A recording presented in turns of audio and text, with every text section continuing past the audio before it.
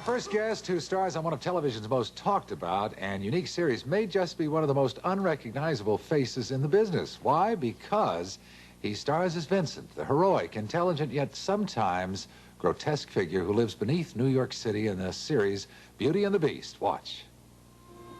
Catherine, don't you understand? You must go. You must see, you must do everything you were meant to do. For me, for both of us. And then I can truly be with you. Always. There's no other way. No. Not for us. Ladies and gentlemen, please welcome Ron Perlman.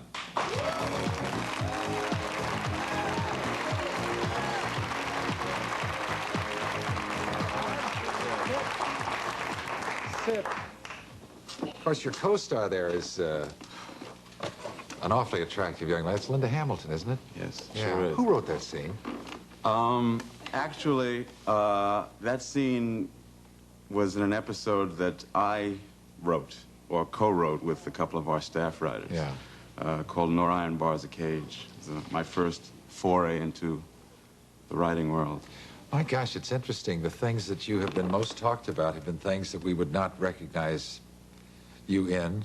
Quest for Fire was one of them, which has got to be one of my all-time favorite movies. And The Name of the Rose was the other one. You played a facially deformed and hunchbacked monk. Right. I'll go to absolutely no ends to be able to go shopping in this town. Now, when this role came up, had you not made up your mind that that was it for the heavy makeup and the parts that really bear no resemblance to you? Yeah, I had handed down an edict to my management people that I was going to have to try to make it like this or not at all. So I was going to hang up the heavy makeup roles. And 3 days later, my manager called with this news that there was this script on his desk called Beauty and the Beast. And I said, "How long is the makeup job?" And he told me. And How long is it? It's 4 hours. Oh my gosh! And he said, I'd like for you to take a look at the script. And I said, absolutely not. At which point he brought it to my house, and I just looked at it. And that was it. There was no choice. I mean, he's such a romantic character. Tragic, but so romantic. Incredible character. I don't think that I ever would have had an opportunity to play a character with that much depth and sensitivity unless I was unrecognizable. So there was no choice for me. I mean, I guess it's like doing radio in the 40s and 30s. Right. You do this great job, you walk out the door, and nobody knows who you are. I used to drive radio people crazy. Right. Except when they called up for dinner reservations. I guess that was the only nice thing about it. Well, when I call up for dinner reservations, everyone thinks I'm the guy who owns Revlon, so I always get a very good table. Because his name is also Ron. But the grand thing about Vincent is that, I mean, he can spout poetry, he can do anything, and you accept it, which I think is a... We don't know whether he can bake a cherry pie yet. But well, who cares? Yeah. Yeah, what do you do for 4 hours in a makeup chair?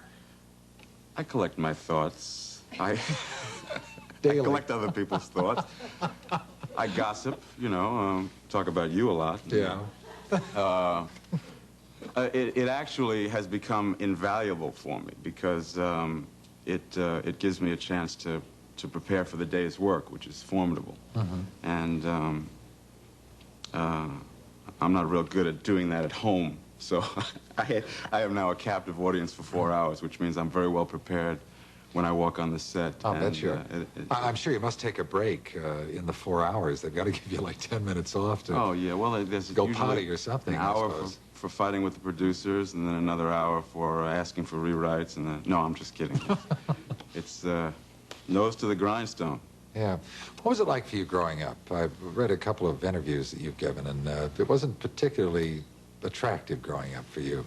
Well, you know, it was... So this must be some kind of a wonderful revenge on everyone. It was not a bad childhood, but I had a perception of myself. I was terribly overweight as a young kid, And it was a sort of a low self-image, which puts me in touch with the insecurity that comes with not being accepted during that very important time of life where physicality becomes all important. Yeah. And I think that I've always been attracted to roles where one is able to transcend those limitations and, you know, take a special place in the universe, which is why I seem to be attracted to playing these sorts of deformed people who are very endearing. Vincent is the most incredible statement or distillation of that particular point of view that I had ever seen, and I just responded to it in an incredible way. And, well, we're sure lucky.